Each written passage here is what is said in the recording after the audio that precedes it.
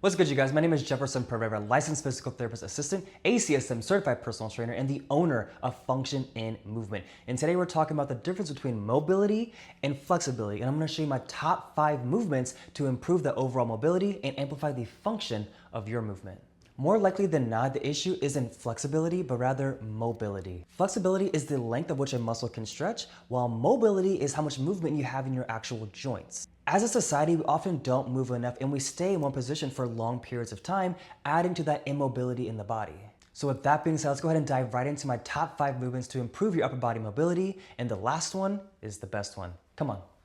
This first exercise I'm going to show you is going to target the lats and the thoracic spine. For whatever reason, if you find yourself with a bit of a rounded shoulder or a kyphotic sort of posture, this exercise is going to be perfect for you. So it goes like this. We'll start by walking the feet back slightly, and you can use any kind of tabletop or counter surface that you have here. And we're going to take just our elbows, place them right on the end over here. All I want you to focus on is driving those hips directly back.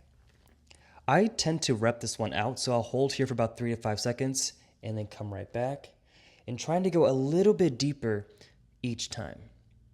This next exercise I'm going to show you is called a chest frame P&F. P&F stands for proprioceptive neuromuscular facilitation, and it's really only one of 2 ways that we can add true physiological change to the structure of our tissue. The other way is going to be through eccentric training or eccentric loading, and that's when we have some kind of resistance, and we're using that resistance to lengthen through whatever muscle that we're trying to work out to bring us out of some bad posture positions.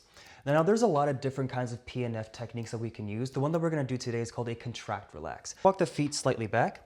Just the thumbs are going to be inside the door frame here, and we're going to dive right into that door frame. Now, this is where the contract relax comes in. I want you to, like I said, dive into the door, feel the stretch across your chest here, and then once you have a good secure position, now I want you to use your hands and push into that door frame.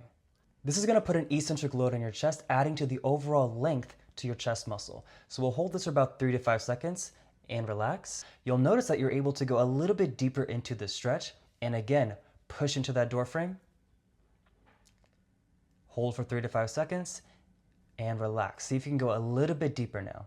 And one more time, push, and then relax. To come out of this one, I want you to step forward and then push your body back. The third exercise in our series is a chin tuck using a band. Now, if you have some kind of tech neck or forward head posture, these muscles in the back of your neck, your suboccipital muscles, these guys are really tight and they have a shortened length. This exercise I'm going to show you is going to add strength and length to those muscles so we have a more of an upright kind of head. So before we can get into all that, I need to show you how to do a chin tuck properly. Now, it's not just this bringing the chin back over here. It's quite uncomfortable when you do it like that, so I'm going to show you how to do it properly. I want you to think about doing this as like a J curve or a J swoop with the head. What I tell a lot of my patients is to close the drawer and draw it up. Close the drawer and draw it upward, just like that. So now, using our band, we're going to place this band right behind the head here, and we're going to pull to apply some resistance. And then from here, we're going to come right into that chin tuck so we can add strength and length to those suboccipital muscles like I was saying earlier. Hold for about 3 to 5 seconds, bring it back, and then pull again. If you want to add a little extra oomph to this one, you can turn your head about 45 degrees and then turn your head the other way, back to center, and relax.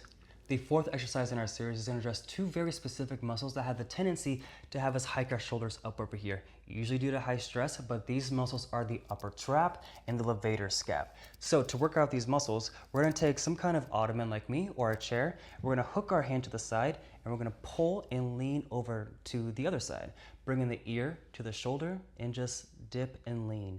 You're going to feel the stretch now across your upper trap muscle over here, but to get that levator scap, we're going to take our chin and rotate downward. 3 to 5 passes on this one. Nice and easy, very gentle. And if you want to add a little extra power to this, let's take our hand, place it on the back of the head, and we're very slightly going to add a little bit of a pull. Moving on to our final exercise in the series, and this one is going to address a forward head or a tech neck posture. So we have our SCM or sternocleidomastoid and our scalene muscles over here, and these guys are responsible for neck flexion. Now, if we have this forward head posture, these muscles over here, they get in a shortened and tight position.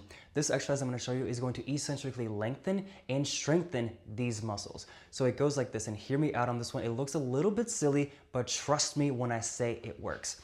We're going to place our hands on our chest and push down. We're going to draw the chin upward, and we're going to mouth the vowels A-E-I-O-U. So here it goes. A, E, I, O, and U. Every single time I'm doing my best to really draw and push my chin towards the ceiling. One hidden benefit to this particular exercise is that it's actually going to accentuate and define the jawline as well, on top of bringing you more into this upright head posture. So those are my top 5 upper body movements to help with the overall function and posture of your upper body. If you guys want more detailed programming, check out my website, functionim.com. Hit the rehab tab at the top, and there you're gonna find 3 different programs. One is gonna address a tech neck or a forward head posture. The next one is a total body posture correction. And finally, we have a program specifically for the functional core. Hope you guys enjoyed this video, and I'll see you next time.